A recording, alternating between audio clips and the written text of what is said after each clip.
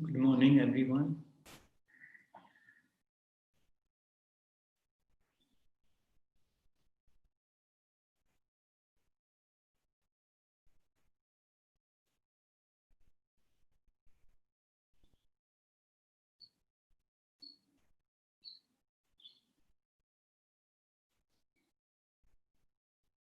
I spoke to someone the other day who said she enjoys these talks, but the only thing is the beginning where no speaking is happening for a few minutes. So she said, "Why don't you get on with it?"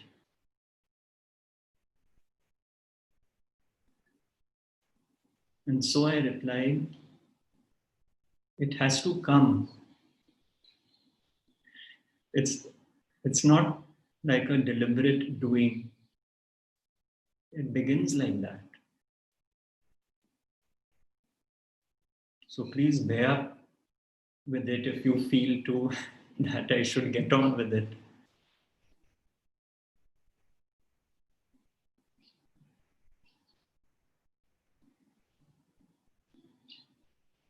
There are two things I would like to touch upon briefly before opening up for questions, if any. Just to clear two aspects, very basic aspects, but good pointers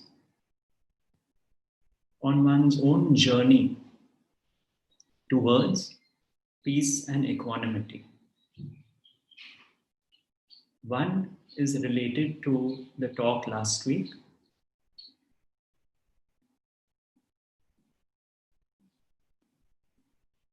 where a girl was questioning what gives her inner joy.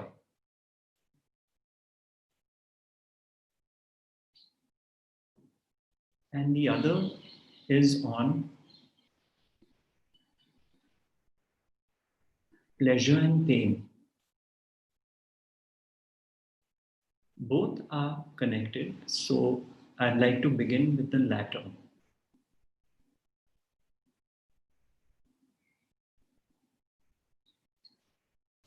Pleasure and pain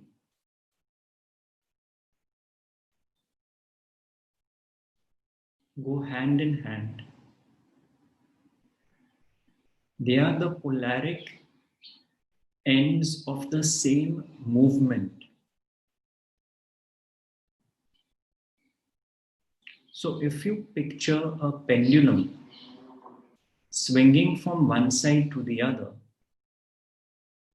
one side it reaches the top is pleasure and the other is pain.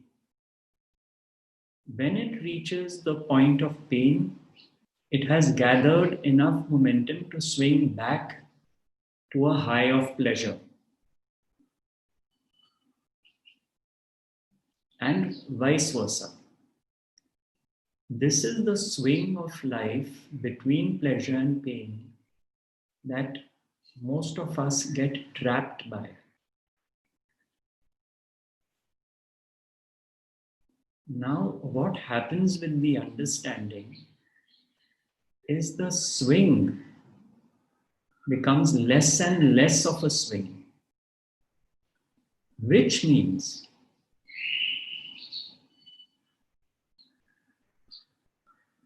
if your peace of mind becomes less dependent on pleasures which are transient,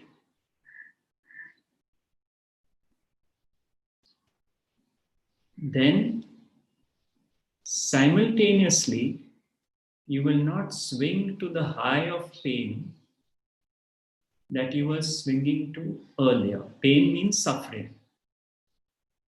So, this swing, when it becomes less and less and less and less, till you come to the still point.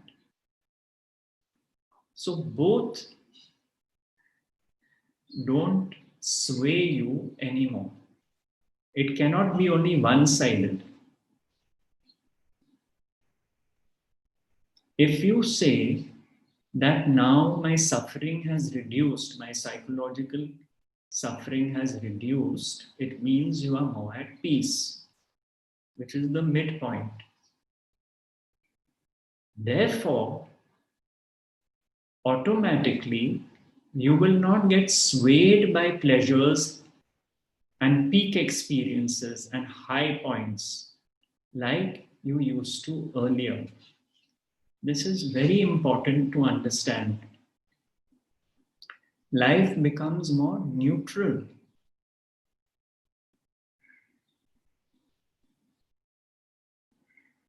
The swinging like a pendulum brings both down to a still point, not only one. So one has to be careful because one may think one is suffering less psychologically,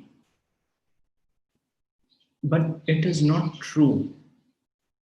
Because if one is getting swayed by the peaks of pleasure, then it is quite natural that the same is still happening with psychological suffering. This is the law of life, the law of the pendulum. Both meet in the middle, which one could say is called witnessing. Witnessing the flow of life that is sometimes pain, sometimes pleasure. Then you are no longer sitting on the ball of the pendulum and getting swung by the movement.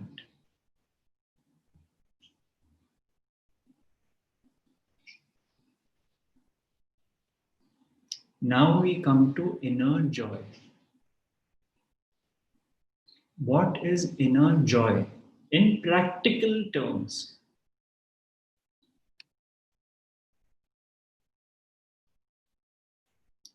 now inner joy cannot be inner joy if it depends on an outcome.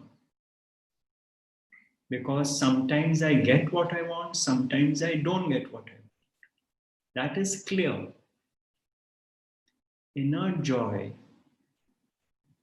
cannot depend on an outcome.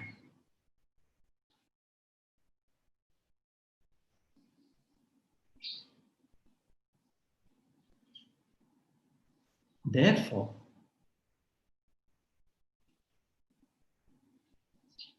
what is true inner joy?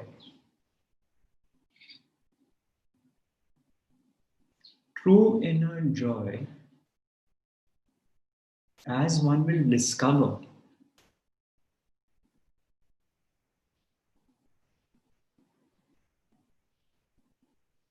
cliched as it may sound, is the joy of being without depending upon anything to have that inner joy.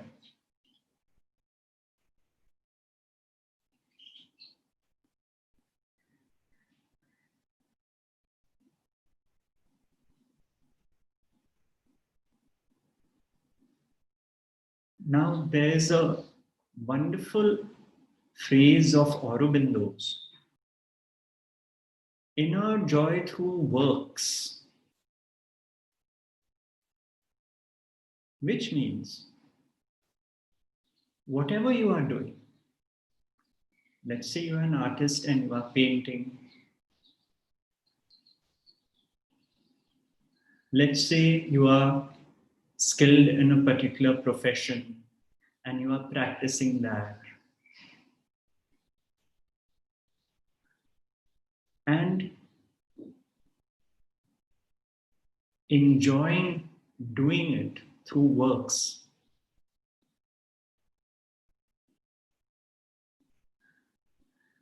Through works means whatever work is happening through you gives you inner joy. How is that possible? One, the outcome is set aside.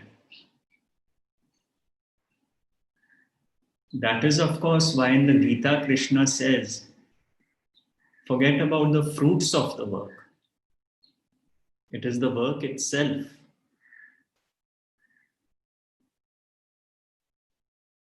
A dancer dancing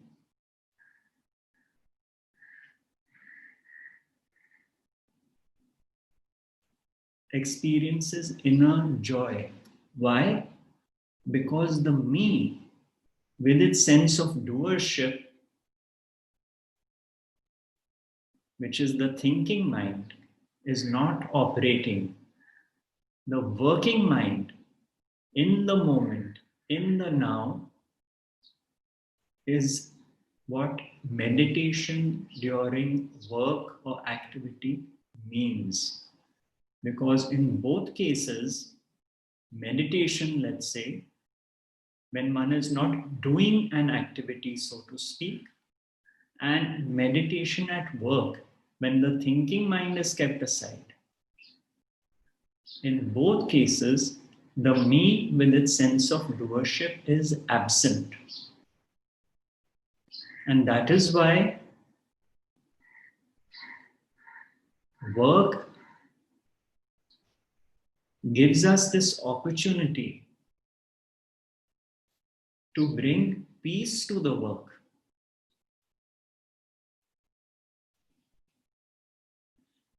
There's a famous story of a Zen archery monastery. The master would teach archery as a practice. He had many students. Now, the master's close friend had been watching when the monastery came up, became very famous. Many students came. But one thing he could not figure out.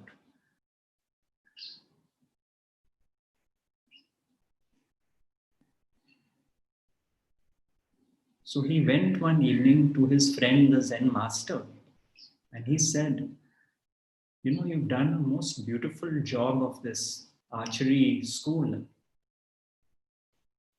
People love you, your students love you, your name has spread far and wide. But I can't help but say, you are not a master of your craft. You yourself are one notch below the best. Now, the master knew why he was saying it. Nevertheless, he asked, he said, tell me, my friend, why do you say so? And he said, because every time I have seen you practice, in fact, even with your students sometimes, you don't hit the bullseye all the time. You miss the mark. What is the point in that? What kind of mastery is that? And the master told his friend, he said, I may be missing the mark, but you have missed the point. The point is that the act of archery must be sheer joy for my students, not a goal-oriented practice which builds pressure and tension and anxiety in this quest for perfection. That is what Zen archery is firstly about. At least my vision of Zen archery. I want it to be a meditative practice for my students, which gives them deep joy. And therefore, I have never stressed on the outcome that the arrow must hit the bullseye. And that is how I live my life.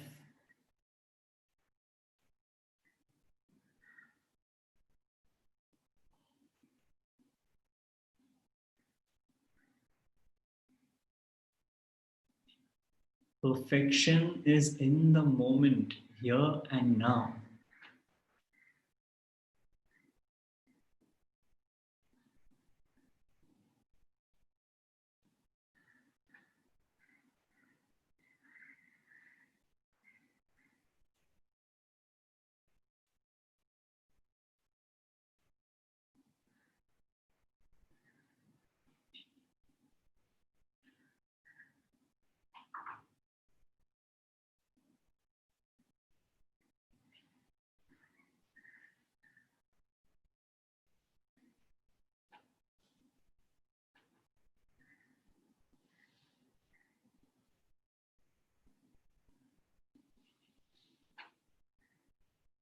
Ramana Maharshi said,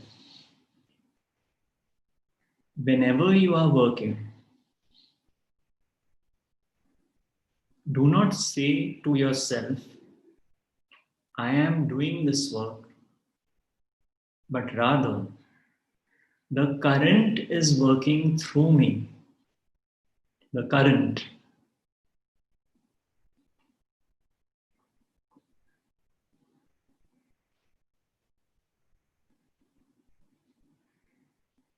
That lifts this pressure and this load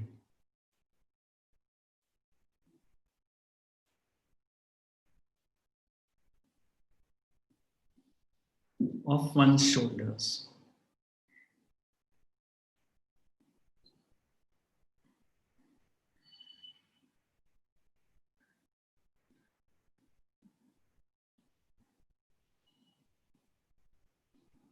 And in both cases, witnessing starts happening more and more and more and more.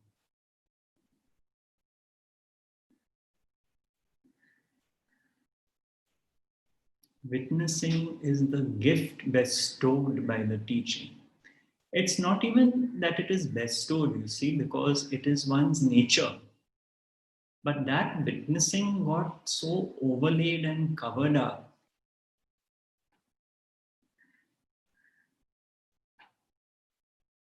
with goals to be a better person, to be better at work, with doing all the time,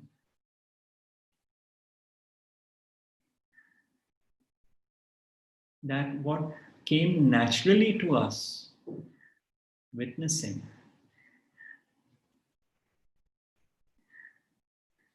turned into observing and judging.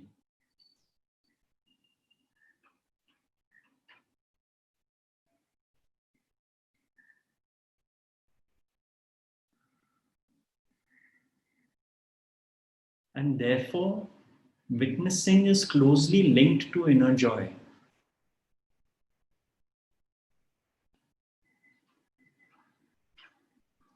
Because it does not depend on external objects.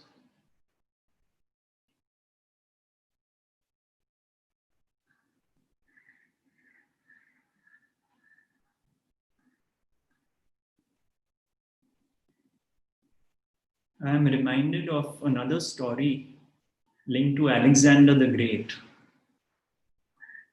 You know, it's quite something that Alexander could not really invade India. His conquests ended here. And apparently, he was always with a spiritual and philosophical bent, despite all this conquering. So, when he reached India's borders, he asked his soldiers to find a mystic, an Indian mystic. In Taxila was the area. And the most famous one there was someone who was called Dandiswami, the master with the stick, or Dandamesh. So one of his highest ranking soldiers was sent to Dandamesh, who later Alexander called Dandamus. I'm sure the story is on the net. And so the soldier got down from his horse and told Dandamesh, who was lying on his bed of leaves in the open field, he said, "Get up. Alexander, the son of the great mighty Zeus, wants to see you. I have to take you to him."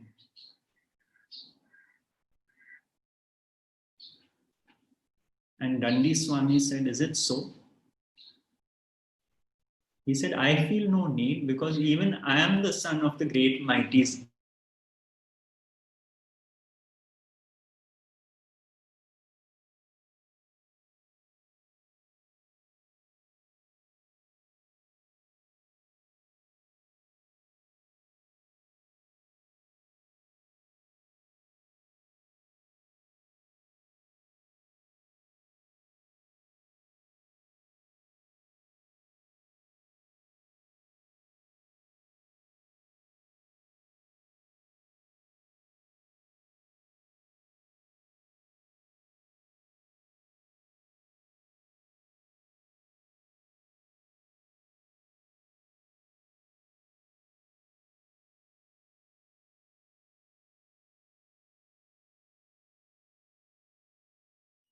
And he said, "I offer you all these gifts and treasures.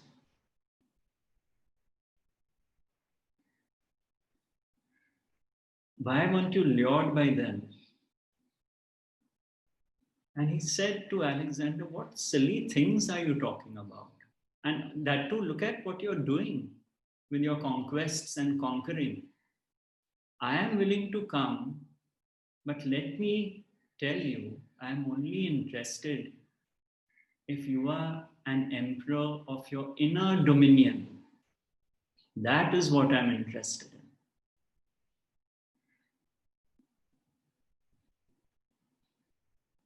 not the outer."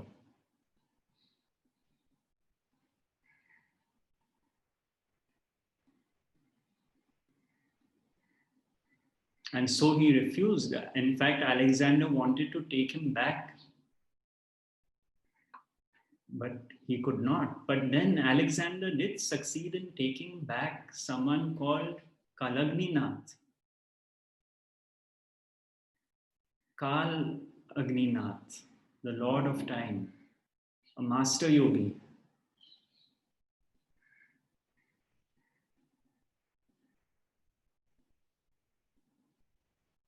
He took him back with him. And apparently, this master, when he was in his 70s and his health had started failing, he decided to leave the body. And he sent a message to Alexander that, "I'm done now. My role is over." And then he requested the army to build quite a big funeral pyre for him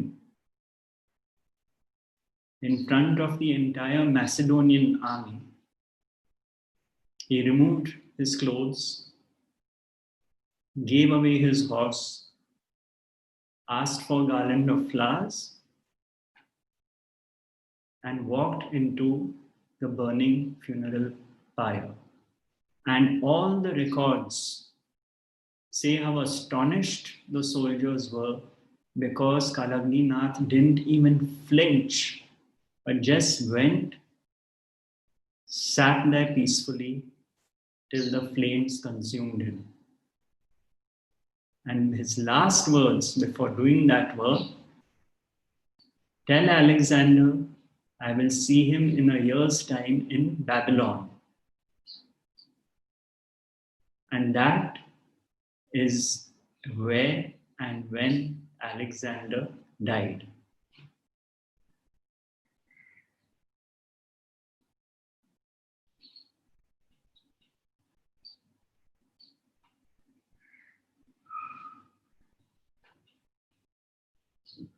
Witnessing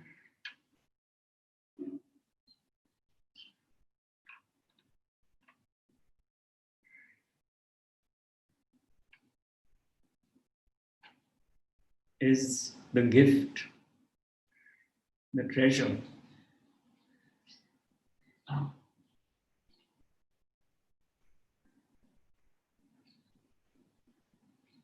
Alexander made 3 wishes on his deathbed, which astonished his highest ranking soldiers who were around him. One was, he said, when I die, please, I don't want my army to carry my coffin. I want the physicians who have treated me too. And they were quite shocked that the soldier of soldiers is saying this. And he asked him, why, O Alexander? He said, because I want the world to know that when it's time to go, it is time.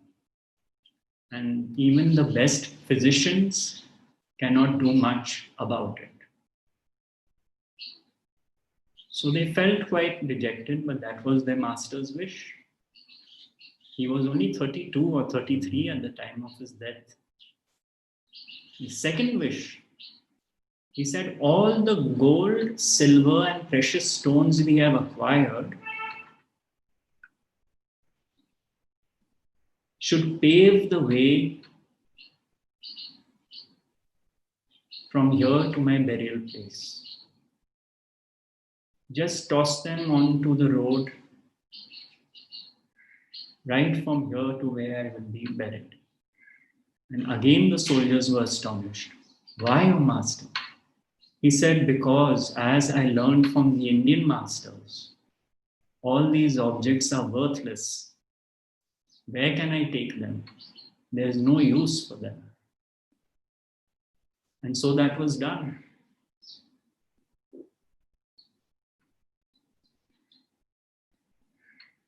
And people are still trying to find, archaeologists are still trying to find that road.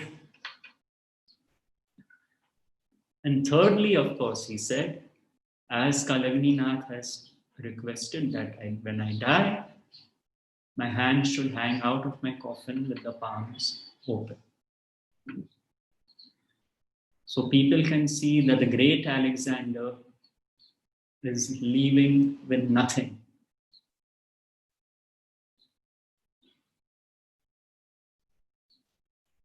All this is our life's experiences, our own life.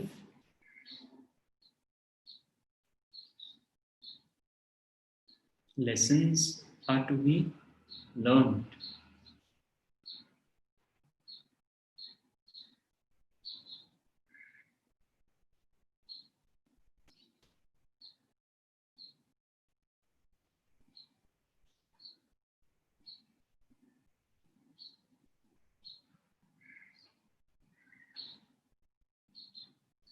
Okay.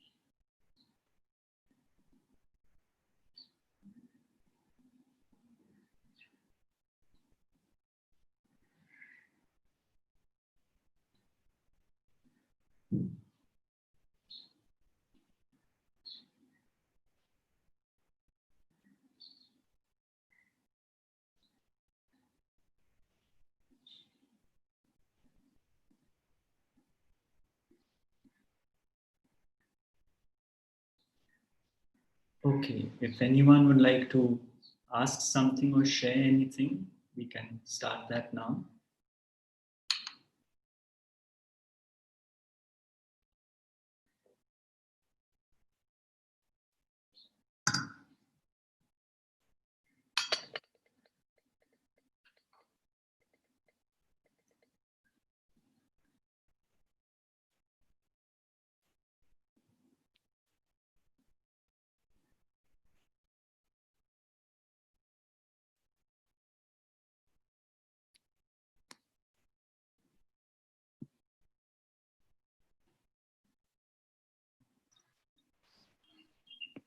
Yes, Harish.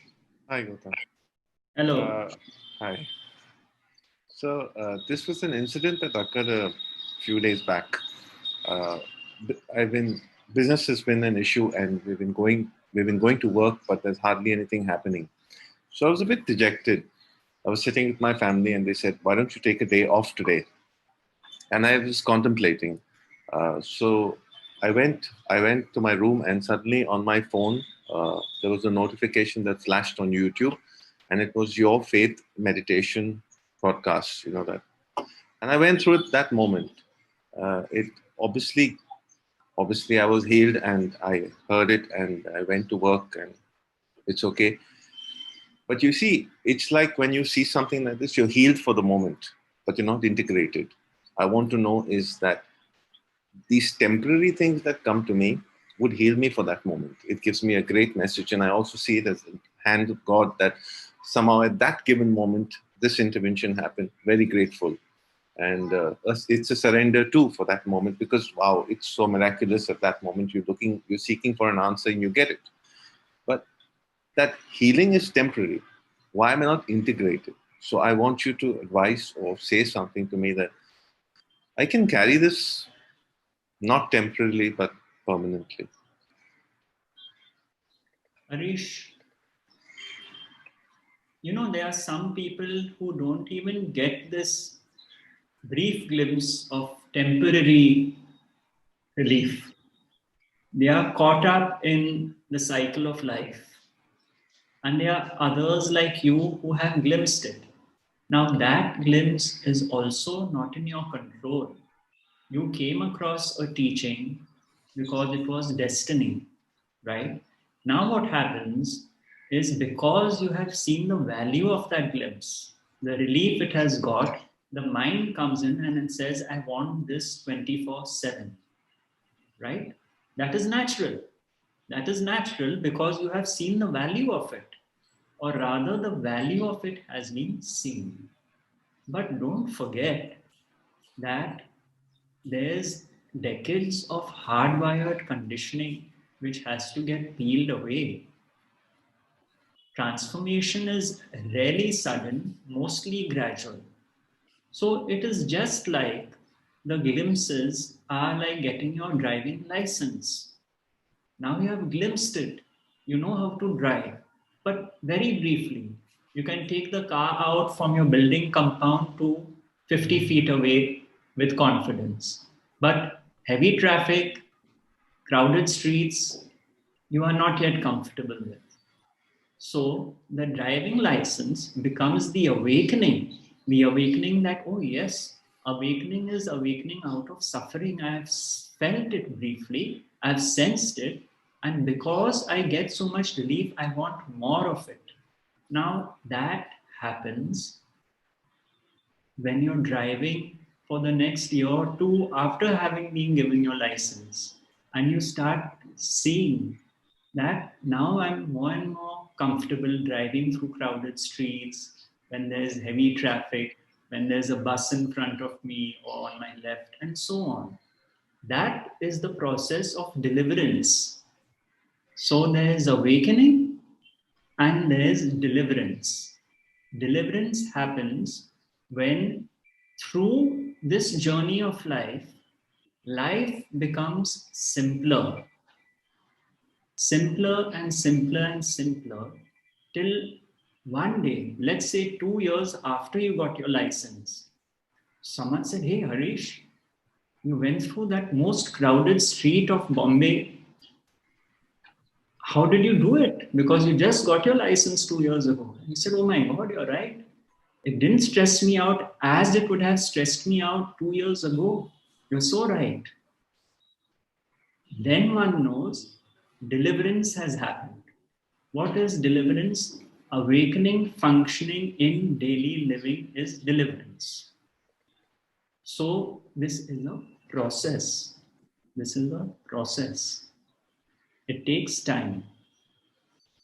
The intention is pure, the earnestness is there because you have tasted the peace which perhaps you didn't taste before because you were caught up in so many things. blame, guilt, condemnation, so on. It's natural that one wants more of it, but it will happen. Just like you could not control this point happening to you. Like you said, the faith meditation popped up. Did you will it? Yeah. No. It happened. That is called grace. What does grace require? Only trust. Only trust. Grace needs only trust. Don't mistrust. Trust. Would you say this is the purpose of life? You Would could you say say this that. is? You could say that. Why not? Indeed. Because we always seek this question: what is my purpose in life? And I Yes. see it's actually very simple, but it's so complicated in my mind. So would you say that? That is precisely why Rameshji would say, and he would say, I'm not joking when I say that the purpose of life is the living of it. The purpose of life is the living of it. You don't know whether you are going to wake up tomorrow. So, is a goal oriented purpose of any use? You may not wake up from your sleep. So, the purpose of life is the living of it. He would also sometimes say that the purpose of life is to know that life has no purpose. Now, why was he saying that? Why was he saying something which could be perceived as harsh? That the purpose of life is to know that life has no purpose. Because this ego, which is so driven on doership, sees in its own life outcomes are not in its control. It cannot control events, situations, so many factors. Sometimes when the ego needs that hit, that the purpose of life is that life has no purpose, wakes up. Because even through disturbance, which is again a very Zen practice, sometimes the ego needs to get jolted out of its dream, you see, its dream of control. So it's very true what you said. This is it. This is it. Here and now, this is it. I have such a stubborn ego. I have such a stubborn ego. I think all egos are stubborn. It's a question of degrees. It's a question of the real stubborn ego, Harish would not even reach thus far. You see, the real stubborn ego would actually reject this entire teaching. That is a stubborn ego. You know, there are various degrees. It's so beautiful. Last Sunday, we spoke about, I think I was telling Priyam about consider your glass being half full and not half empty. And someone who's come home a few times, Abhay, he sent me a message saying, I am thankful to God that I even have a glass. Forget it's half full or half empty. Last Sunday, surrender meditation was brilliant. It was absolutely stunning. I would like to, for us to be together for more of such Absolutely. meditation. No, it was brilliant. It was awakening, very awakening. Super. Okay. Thank you. Okay, Harish, thank you.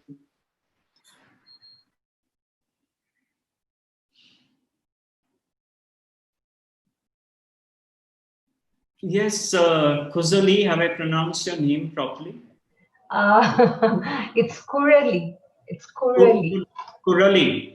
So Yes, you got it right this time. Yes. Okay. Okay. So Gautamji, we have gone through years and years and years of conditioning. So this entire concept of non-doership is so new to me, but I'm slowly taking it in, there are days when I'm completely able to sink into that teaching, and then there are days when I feel, no, I've done all this to people, and people have done all this to me. Then again, I have to shake myself and say that no, I'm not the doer. Nobody else is the doer, and things like that.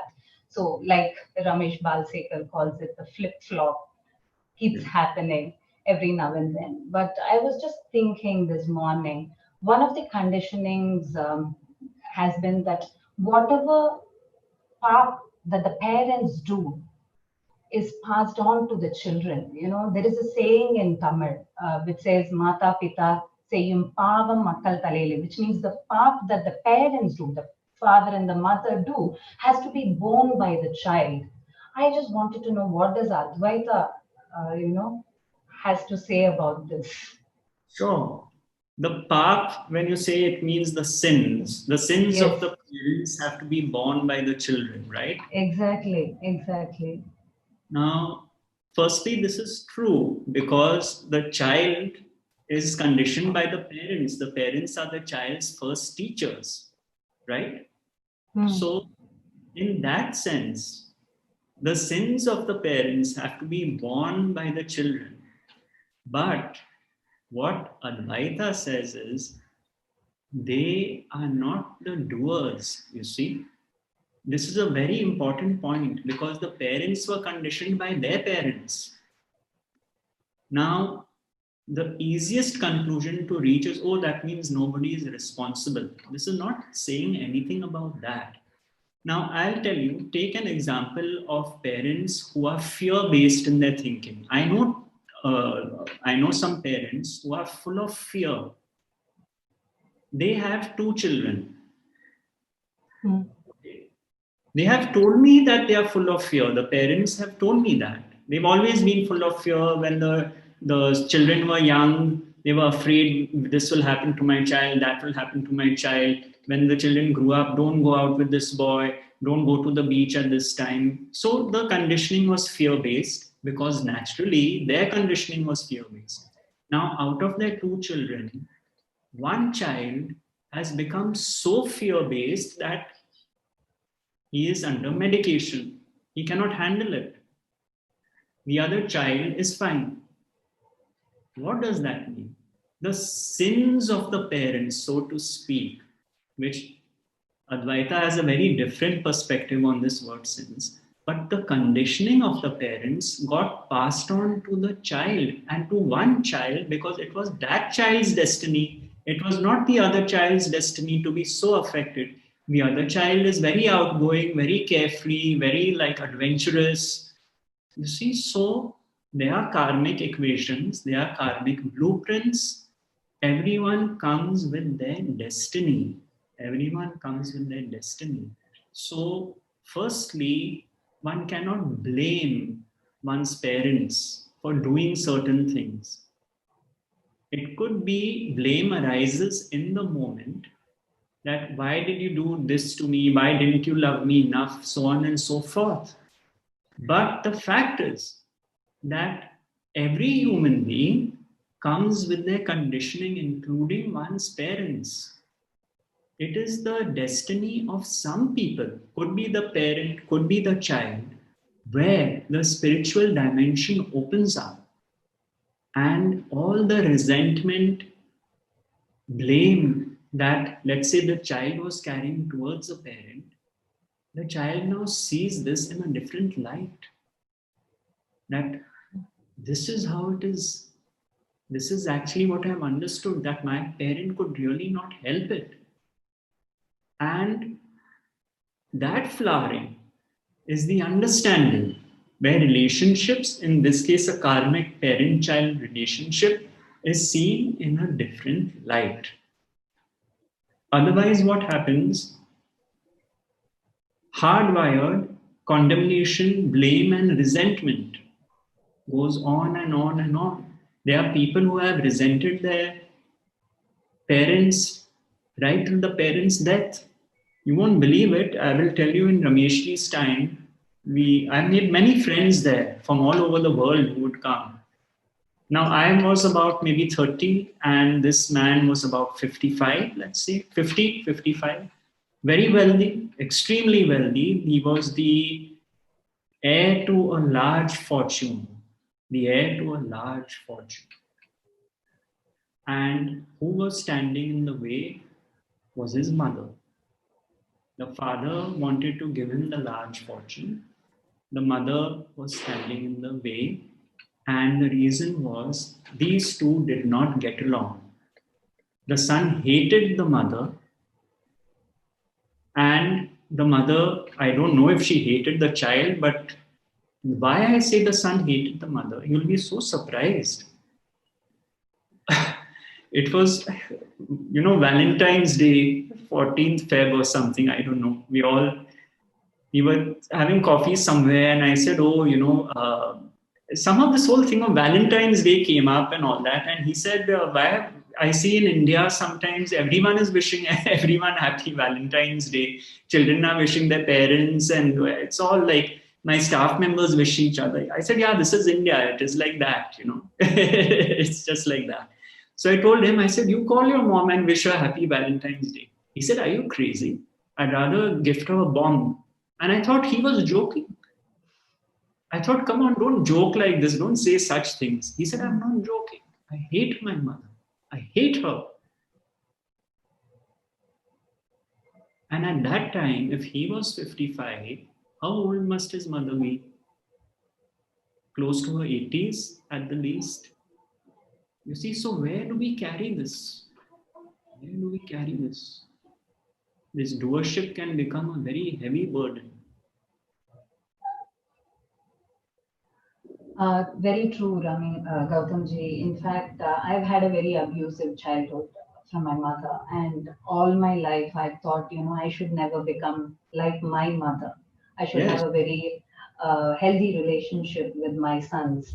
And thanks to your teachings since, you know, July 5th, Guru Purnima Day, I've now come to accept that my mother was just destined to do what she did, and she did not have an agenda to spoil, you know, my life, or she did not have an agenda to ruin my childhood. It was just destined to happen through her. So it has been quite liberating. It is still work in progress, but you know, I at least have started to have that outlook. Yes, That, I can you know, it was destined to happen through her. It is. So thank you so much for these teachings. Family relationships are the most karmic because we've come with that, you see. As the saying goes, you can't choose your family, but you can choose your friends, which actually you can't choose your friends either, but one understands the sentiment behind that. Now, the whole point is, raise such an important point. The action-reaction loop is what is the bondage of relationships. And supposing one is in an abusive relationship, what happens is that action-reaction loop keeps perpetuating itself, and the karma gets reborn every time. You did this to me, I will do this to you. You said this to me, I say this to you. That is the karma perpetuating. The break from this cycle is not happening. Why? Because one has not accepted the basic tenets that we are all instruments through whom God's will functions. All relationships are on account of Rinanubandhan and are destined. And all we can bring to the situation is our attitude to life, to relationships, because it is our attitude that determines our peace and equanimity. And when these relationships get healed with this new perspective, the Rinanubandhan starts dissolving. The Rinanubandhan starts breaking up. That is the gift. That is the gift of it. It is not, I repeat, it is not a license for people to be abusive, because that in fact reflects a lack of understanding. If you had the acceptance that the same consciousness functions through everyone, you could not be abusive to another, you see. So that understanding is not there on the parent's part, but it can be on the child's part if it is the child's destiny. That is what happens. The awareness comes in by grace. Okay? Thank you so much. Yeah, Gautamji, good morning. I'm Kureli's husband. My name is Srinivas. Just a follow-up question on that, right? We're talking about all these teachings at a very serious issues in life. I have a very simple question. We have two boys. They are very playful right now. They're indoors. They're on the games always, etc. On a daily basis, right? We tell them to study for some time. You also enjoy. We are very reasonable from our perspective, but they see us very differently. So there is a kind of trigger always happening on a daily basis. So even these things are destined to do, or is there anything that we can do as a parents without spoiling anybody's peace? No, you are absolutely right. It's such a common question that is asked. The main thing, Srinivas, is you have to do precisely that which you think and feel you should do, because you are the parent. You know what you feel is best for the boys. But now the understanding comes that despite my saying things, whether or not they follow it, destiny. So that pressure comes off you and it comes off them. Otherwise, what happens? You keep repeating yourself, you keep badgering. You see, that's what the ego does. It tries to force its way through. It tries to force its opinion. It tries to force things to happen. That is a form of violence. So what happens with the understanding that you know now, that all I can do is request them, show them the way based on my conditioning, what I feel is right and wrong. But now I know that when it has to sink in, it will sink in. When it's meant to happen, it will happen. So that lifts the burden from this dynamic, you see. That is again the gift of the teaching. Because now you rest in that knowing that everything has its time. When it is meant to happen, it will happen. And then neither the child feels the pressure nor the parent feels the pressure. That is what starts happening. Wonderful. Thank you so much, Gautam ji. Okay, like you. Ramesh ji says, the programming is such. So that's what I tell him, they've been programmed like that. Exactly. Yeah. That's it. Thank Great. you so much. Okay, thank you.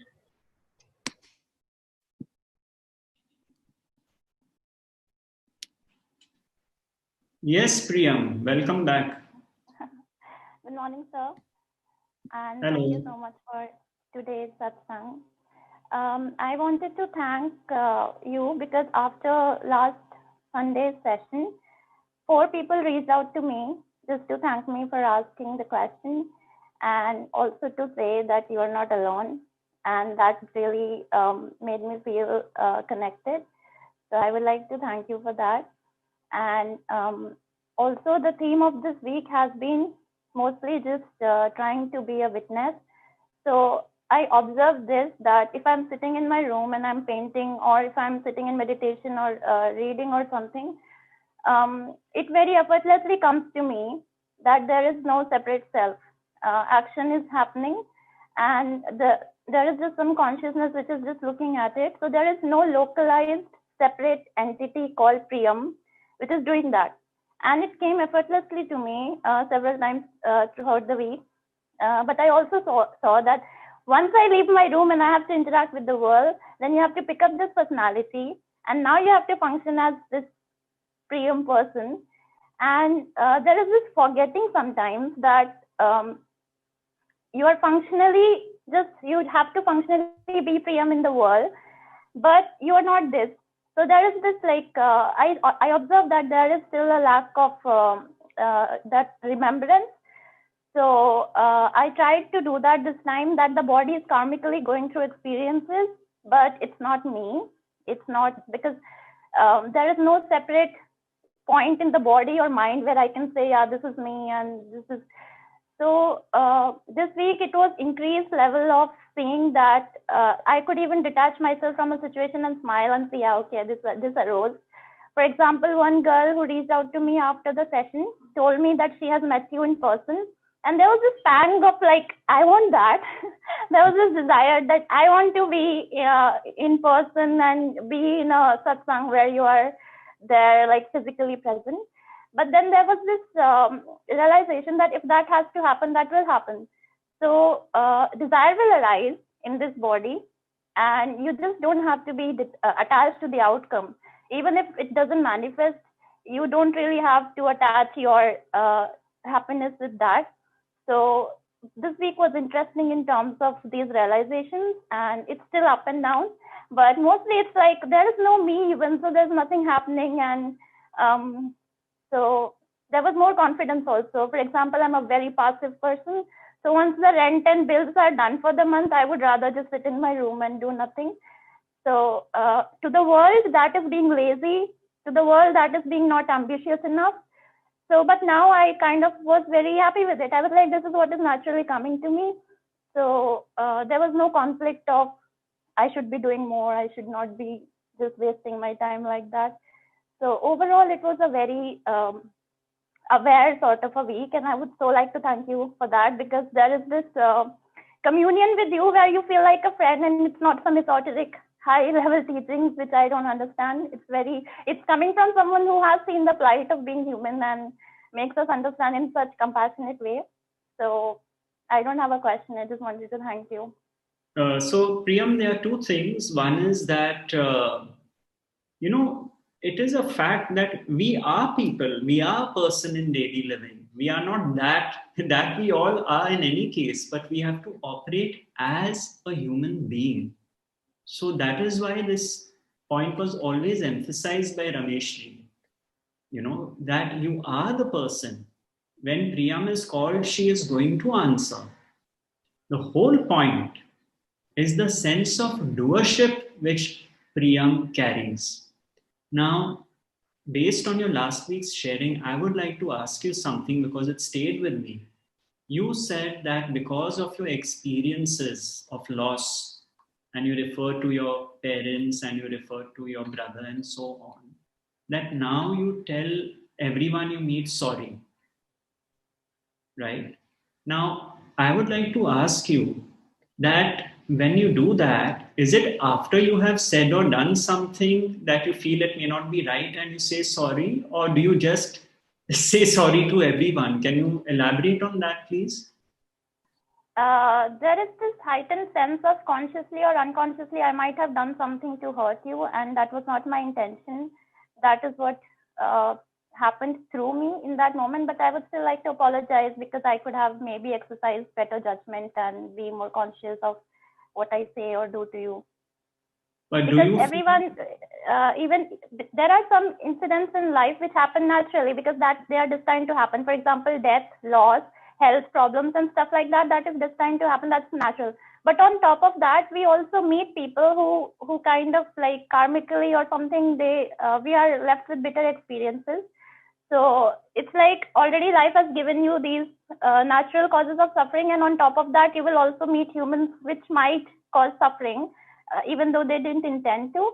So I, at one point, just couldn't understand that how come every friendship or everything just leads to a big, as if somebody is just telling me that this is not your path, like engaging and expecting anything out of other humans is not your path. And you shouldn't really just get attached to people and form friendships and stuff. So then I started getting so fearful of any interaction that I started saying, I don't know what have I done to you in past life, because it is coming back to me in such heightened pain way. So I just say sorry, like, I don't know what have I done to hurt you or something like that. So, yeah. So Priyam, see, the thing is that the journey of life is the journey of life. There's no question of this is not your path, that is not your path. Those are all people saying such things. Okay? Mm-hmm. You are on life's journey. Now, supposing God came to you, stood in front of you, and said, Dear Priyam, my dearest Priyam, I know your past experiences have been of loss. But do me one favor, Priyam. Right now, all this feeling that I may have done something which has hurt people, I may have said something, and so on. Just put all this on the ground before me. Unburden yourself, because you are my child. You are precisely the way I have made you. So why are you carrying this burden of guilt and shame that maybe people don't like me because of what I'm doing, what I'm saying? Right now, put this entire burden down in front of you on the ground. I am going to take it away.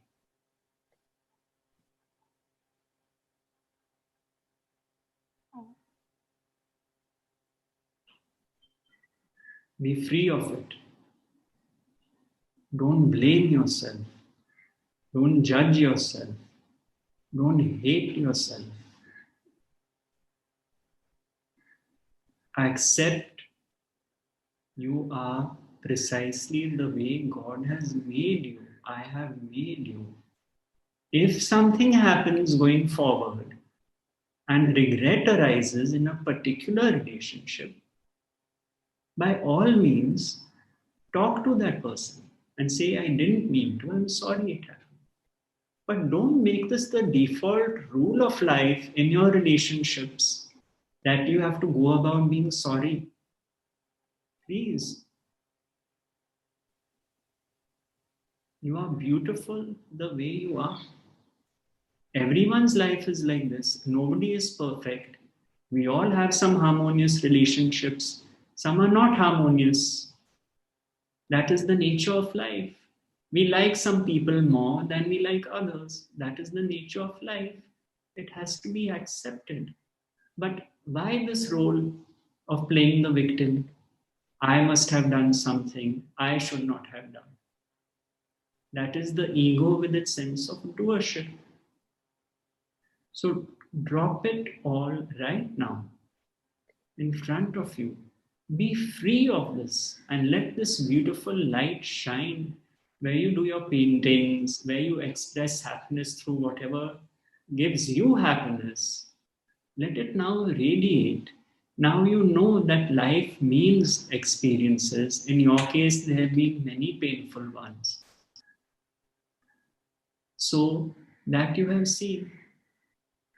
So don't let this now burden you to the extent where you feel that you are responsible for all that has happened to you. It is not like that.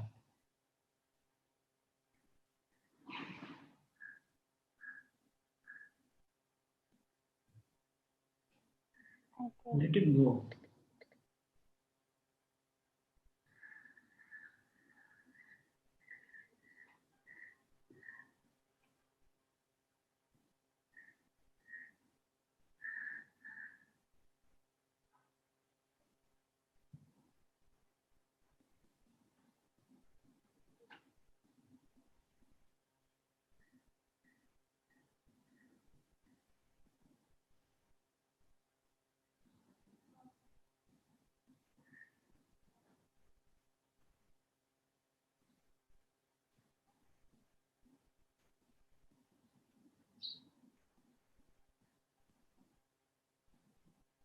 Because what can happen is one can end up hating oneself.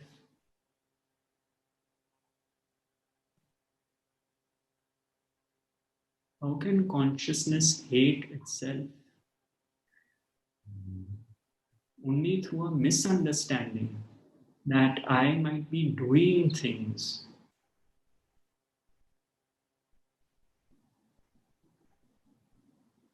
When you spoke about companionship last time, about wanting to be loved, what is wrong with that? I don't know which teachings say you should not. You should be on your own. You should first have your own this, your own that. That is all conceptual baggage. What arises naturally is fine. And you see, with this understanding, with the teaching, what happens is one's nature becomes loving. When you are freed of this burden of separation and hatred and malice and jealousy and envy and pride and arrogance and guilt and shame and blame and condemnation and so on, one naturally becomes more loving. Loving in what sense? Not as an individual to an individual, as one's nature. Compassionate, as the Buddha would call it. Compassion arises when you see others suffering. So that becomes more of a quality of one's own life. That is what changes. That is what shifts. And that loving has to include oneself also. It's not about loving others.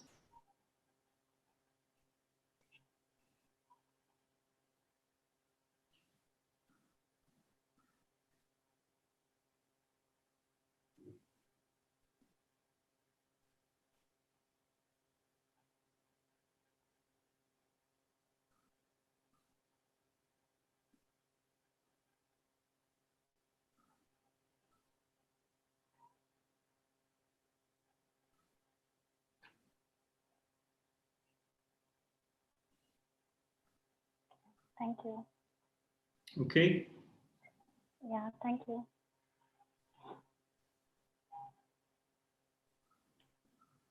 Is there anything else you would like to share or add? No. Thank you so much. Okay. Take care. Thank you for coming back.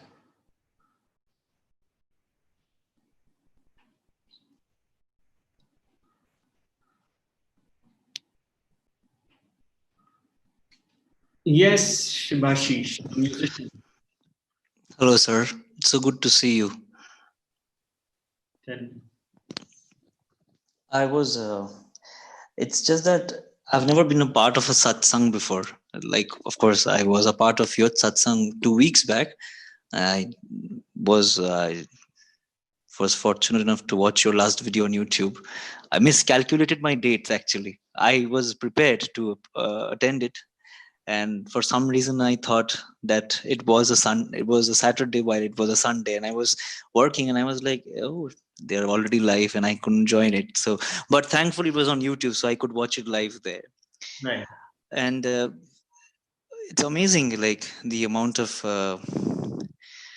acceptance that you have. Sometimes I really wonder that by the time when a question arises, by the time you unmute me, half of it seems to be answered, and a part of my mind knows what you probably will say. And then and with that thought that I know that probably he's going to say this, and then I think, should I even ask that? And so I was simply saying, if I were to take that into account, that since again I keep referring to the music business because I'm a part of it, and how this seems very shallow, but it is what it is, and I can't really, I don't want to engage in the act of suppression and say that no, I'm very pure in this or something, because I think that there is a sense of validation that I keep seeking from a very young age.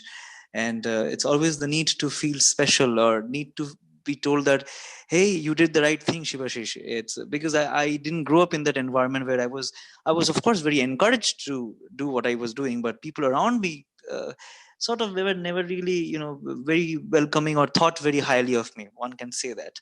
And it's only after I achieved a bit of so my maybe in some would say a bit of identity in this business, that those same relatives took a different notice of me, and that's when it hit me. I was like, was I doing it for them? Because the day I realized that, so I have proved my worth, and I felt really hollow. I was like, I felt very bad. I was like, but I loved doing this, and from that moment I was like, so what am I supposed to do now? Because now that I know that I can do it, who am I? And even for a spiritual teaching, I fear that who is talking, because once the sense of doership sort of grabs hold of a teaching, it becomes very difficult to understand whether it's me or it's the ego.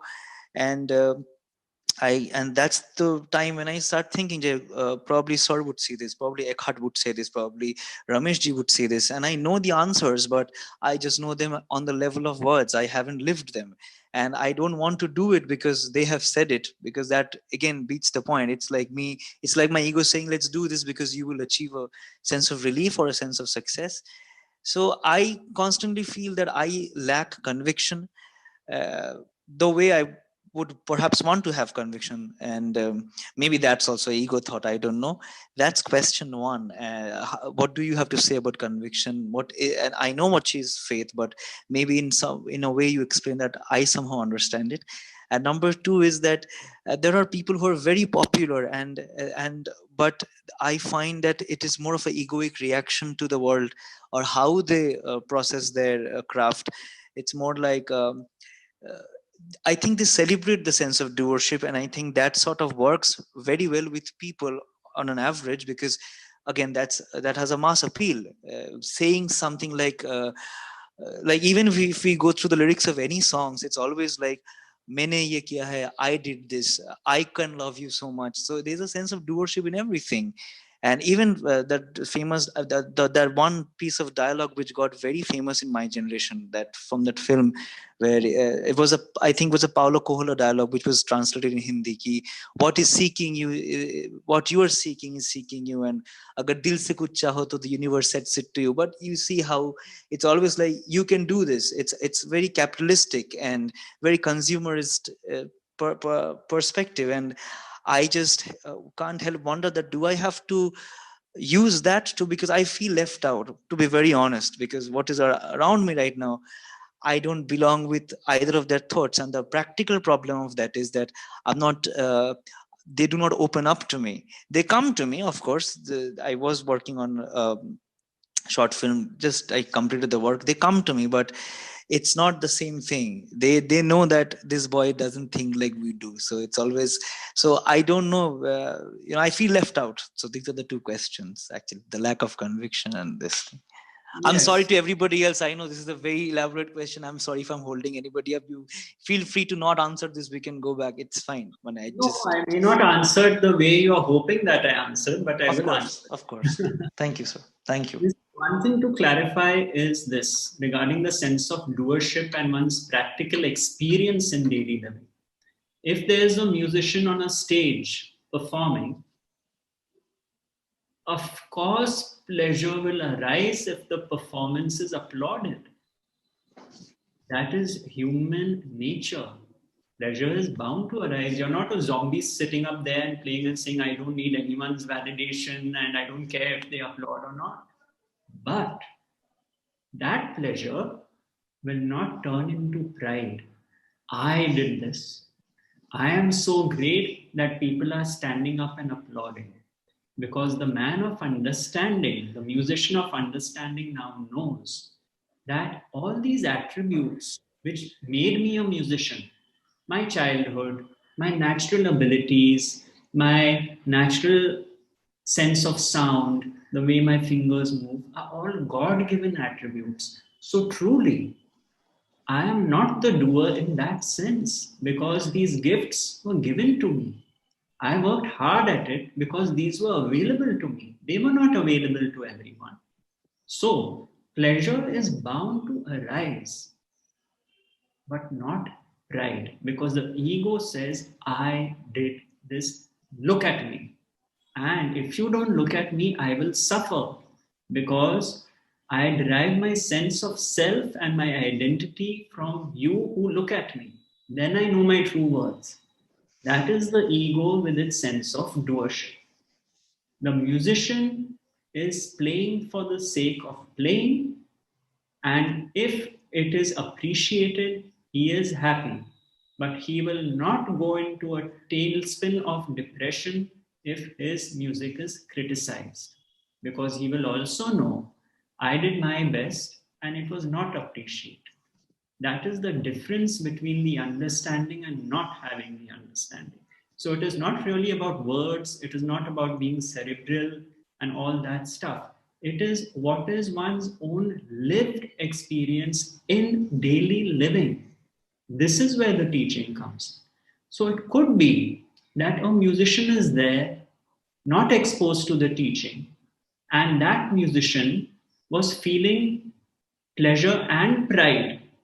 Look at my action. I did such a great performance that I'm being applauded. Now teaching creeps in and says, hey, look, take it easy. If you look at things, you were gifted the talent, the attributes. Even the hard work you put in was gifted to you because you allowed that space to work hard. Therefore, be careful, because now you know that it is not your action. And that is when this teaching, when it comes in, the musician who is awakened to his true self now realizes the value of the teaching, because the pressure and the stress to perform for a particular result, that diminishes. The burden is lifted from his or her shoulders. And that is called living the teaching. In this case, it is about playing music, but of course, it impacts all areas of one's life. So, pleasure may arise, but no pride, no arrogance. Arrogance cannot arise in the man of understanding, because he knows deep down, I didn't do it.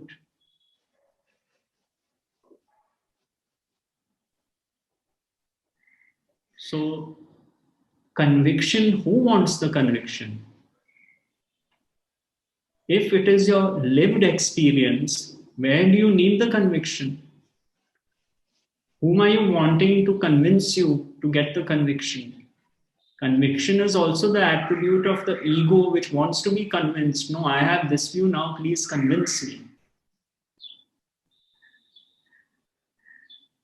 It is a way of living, and you will know whether you are living that way or not living that way. As simple as that. It is not a function of the thinking mind. It is your own experience. Now, my own teacher, Ramesh ji, we all knew what he was going to say. Everything is God's will. Yet we would go back to him. Because Absolutely.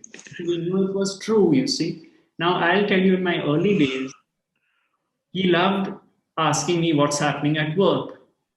And whenever I was stressed out, a client was not paying us money or something, once or twice I went to him. I would say, oh, Guruji, this client has not paid. I don't know how to pay salaries. He said, oh, let's see what happens. I said, it's useless going to this man. So I stopped going to him only, because all I would get was, let's see what happens. And everything is God's will. But that became my mantra, you see. I started saying, whatever happens, whether I perceive it as good or bad, it is meant to happen, and it is God's will, because it's certainly not my will. So it's God's will. So that became my way of saying. My default setting was that in any case, and there was an understanding and a teacher who brought that mirror in front of me and said, look here, this is your own life's experience. And I said, oh, quite right, this is what happens. And actually, it must be happening for everyone. That is my first thought was that everyone's life is like this. And so then the way of living, the way of being, became this teaching itself.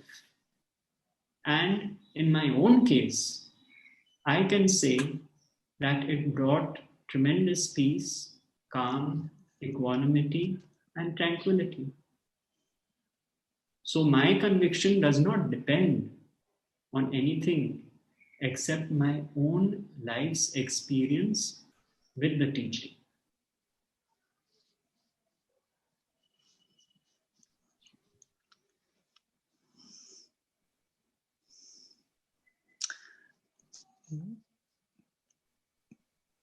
That I'll take that today. My conviction, I think that sort of sums up a lot of my questions. Okay. Thank you, sir. Thank you so much, sir.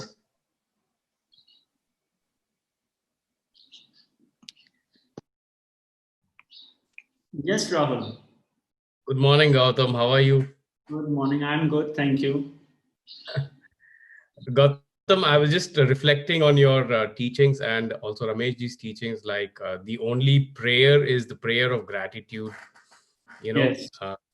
Instead of praying for something. So I'm really grateful for what has happened in my life. And, you know, it could have been better, but the way I am, the way I'm right now, I'm really happy. Till now I felt I was the one who did it, but you know, reflecting on the thought, on the teaching, it's like things happened and I was just a participant. Events were happening and somehow I ended up here in Germany. But for the past 2 weeks, something has been ticking me off, and it's all these the news of injustice that is happening around in the world, crimes that have been perpetuated on innocent people, or let's say this recently an actor died, and new reports are surfacing that it's probably not a suicide angle. Things like that tick me off, because I've been in the film industry for about 2 to 3 years when I was a student, and I've seen things happen like that. And it's not only about the film industry, maybe it's something else. And it really ticks me off. It's like, why is this so much injustice? And I know it's God's will, and maybe it's the person in me thinking that this, the ego in me thinking that I think I'm better at something. I'm a better person, so I'm thinking there's injustice happening. I don't know. Is something wrong with me, or? No, not at all, Rahul. In fact, I think many people would feel this. You're mentioning about this actor's case where it was first called suicide and now it might be a murder. But throughout history, injustice has happened, you see. Persecution has happened. The Crusades were about that. The Inquisitions were about that. It's not something new. It has been the happening of life. Look at what happened with the Holocaust. Same thing, injustice. This is what man is capable of doing, the evil that man is capable of. Now, we can say it is God's will. Why?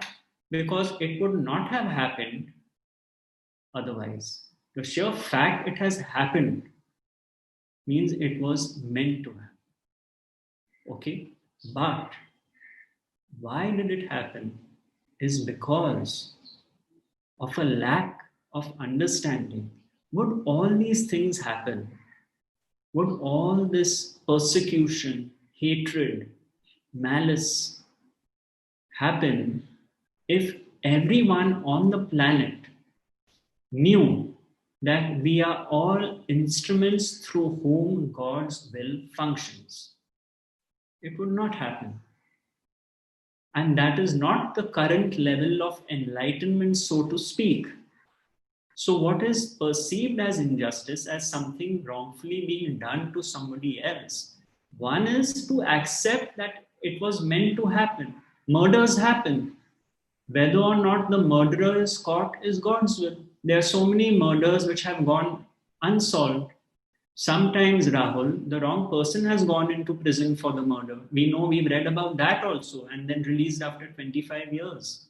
All these things we don't know. We don't know. And so there is nothing wrong with feeling that why is injustice being done? Because we feel if it is done to someone else, we know what it feels, because we must have felt injustice is being done to us at some point in our life. Otherwise, we would not know. But what happens? The acceptance that this is a part of the duality of life. This is the game of life. Just as I'm seeing handicapped children, what wrong have they done? And to whom? But then I've seen healthy children, and I've never thanked God for healthy children. I've always pointed fingers at what did they do.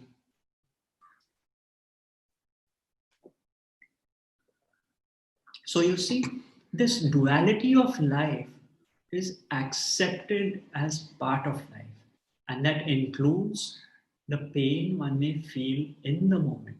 Pain at injustice being done. It includes that. But what happens is you don't build a story around it. The thinking mind does not go on and on like a stuck machine and builds this whole story. It goes into a loop after loop after loop and then pulls you down. Sorry. So that is what happens with the teaching.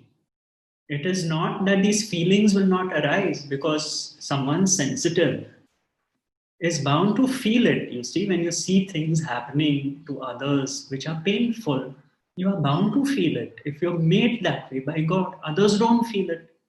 For others, it's a news item on the TV. For Rahul, it's not just a news item. Why? Because he's been in the film industry, he's seen things. So that is how things are. So it is not about am I right, am I wrong, do I have the understanding, do I don't. It is natural. It is a natural. Anything natural is what is meant to be. But now you know whether or not it is a suicide or murder, whether or not, even if it is a murder, will the right people go behind bars, will the wrong people go behind? I don't know. How can I know? All I know now is what is meant to happen will happen. I know that I feel that injustice has been done. I know that. I accept my feeling. So this acceptance cuts off the involvement of the thinking mind in these situations. That is what happens. That is the gift of the teaching. I hope that answers your question. If the problem with me is it takes time to sink in, so I will. So yeah, thank you so much, Gautamji. It's not really a problem as such, because everything takes time to sink in. Because don't forget, Rahul, we have been bombarded with conditioning since childhood. So anything new which comes in is fresh conditioning. Now that fresh conditioning can be accepted or it can be rejected. If it is accepted, it can be accepted immediately or it can be accepted over a period of time, but yet it can be accepted. Which of these happens is God's will.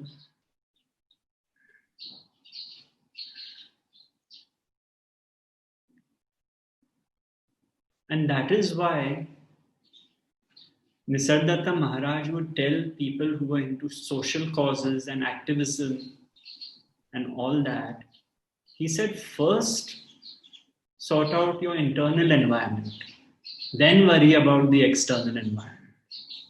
First sort that out. You see, so that was a very important pointer that he gave. Because truly, the world is a reflection of yourself. It's so simple. Okay, we have time. Thank you.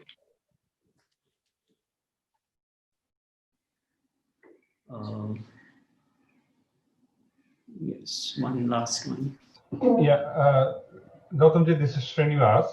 Yes, Okay, Priyam. I mean, listening to all these questions, I mean, popped up a question, right? What is your views on astrology? My views on astrology are that it's an ancient science, and however, it depends on the capability of the astrologer. Okay. You see, so most definitely it is a, you see, anything which comes from such a distant past has to have relevance and meaning. And I have said this many times before, though I don't want to go into it now because we are at the end of the talk. In an ancient Indian Gurukul system, the gurus would look at the horoscopes of the child to see the aptitude of the child and then decide on the course of the study, seeing the aptitude. That is how the science of astrology was used. What a beautiful science it is. Unfortunately, now it's all about just predictions. But Yes. all these esoteric sciences, you see, they were used with meaning. And the child was put on the right track based on the child's nature. All children are not born cerebral, and you know how our system in our time was, you had to max the exams and get 90% and above. What a flawed view of factory output children is what was structured. Everyone is gifted with different attributes. So astrology helped to a large degree with these kind of aspects. So I don't run down all these sciences at all like many people do, because I have even worked on some of these, like the tarot system in the West. I worked on because of a project which we did, which I mentioned last time. But I could see how the subconscious mind gets totally exposed through tarot cards, and it shows a lot about one's own personality and thinking. in the past couple of decades, what has happened is this has all become like a tool to make money and predictions and all that stuff. That was just one aspect of these sciences. And since you asked this question, I don't know if you're aware, but I'm not a poet and I write terrible poetry, but I wrote something called The World's Best Astrologer, and there's a YouTube video of it. So Sure, if you definitely I'll watch. If you put my name on YouTube and The World's Best Astrologer, you might, either you will enjoy what is written there or you might just hate it. No, I'll definitely watch it. Thank you so much. I read it on your page last week. It was beautiful. Okay. So we'll just sit in silence for a few minutes. Sure. And I'll change the view so I can see all of you.